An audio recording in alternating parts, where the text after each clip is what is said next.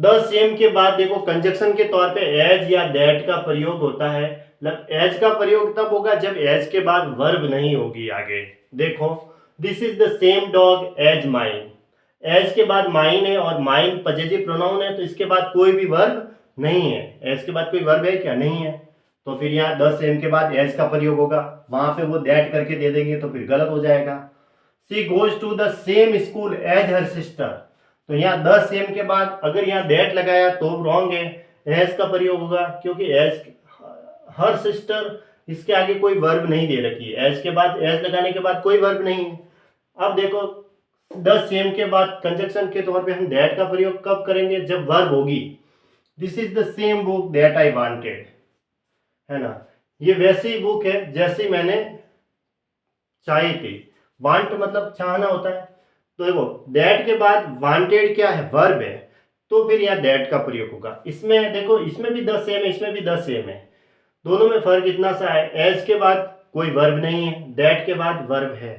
उसी तरह इसमें this is the same cow that was grazing in the field.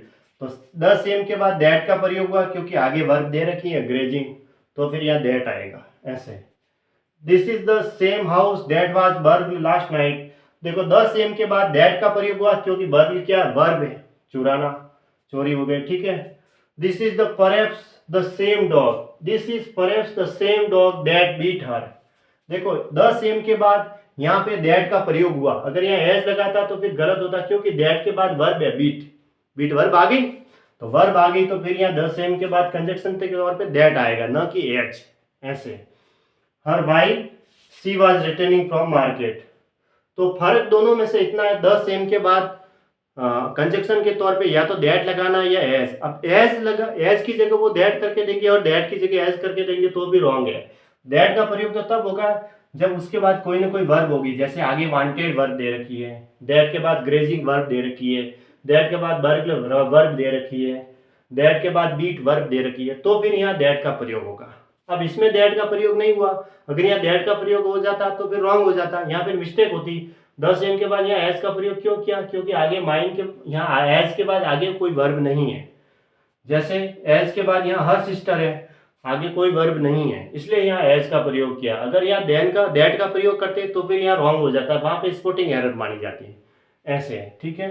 तो इधर द सेम के बाद एज का प्रयोग क्यों हुआ है? क्योंकि एज के बाद कोई वर्ब नहीं है, इधर भी इसके बाद कोई वर्ब नहीं है। अगर यहाँ दैट लगा देते तो फिर यहाँ मिस्टेक हो जाती ऐसे, और इसमें दैट की जगह एज लगा के दे देते तो फिर यहाँ मिस्टेक हो जाती है ना। The same book that I wanted, that के बाद देखो वर्ब है, इसी तरह इसमें भी दैट के बाद ग्रेजिंग वर्ब है, दैट के बाद बर्गल वर्ब है और दैट के बाद बीट वर्ब है, तो फिर यहाँ दैट का प्रयोग होगा, न कि एज का।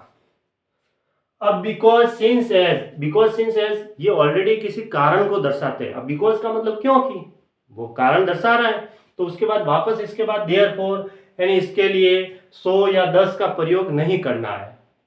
अगर सेंटेंस में बिकॉज से शुरू हो रहा है वाक्य, सिंस से हो रहा है स्टार्ट, एज से हो रहा है, तो उसके बाद देयरफॉर सो और दस का प्रयोग नहीं करना है। क्योंकि बिकॉज का मतलब क्या होता है? क्योंकि ये ऑलरेडी कारण बताने के लिए होता है कि इस वजह से ये नहीं हुआ, या कोई कारण ऑलरेडी ये शब्द ही बताते हैं, उसके बाद और कारण नहीं बताया जाता, है ना।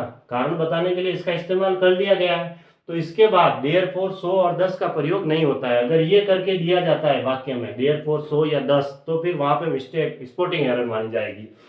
जैसे because he came late he failed to see me, क्योंकि वह लेट आया इसलिए मुझे देखने में असफल हुआ।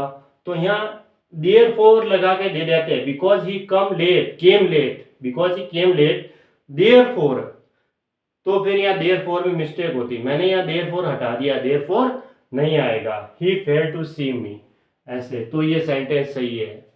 ये सब मैंने राइट सेंटेंस लिखे हुए हैं बताने के लिए, ठीक है, ऐसे।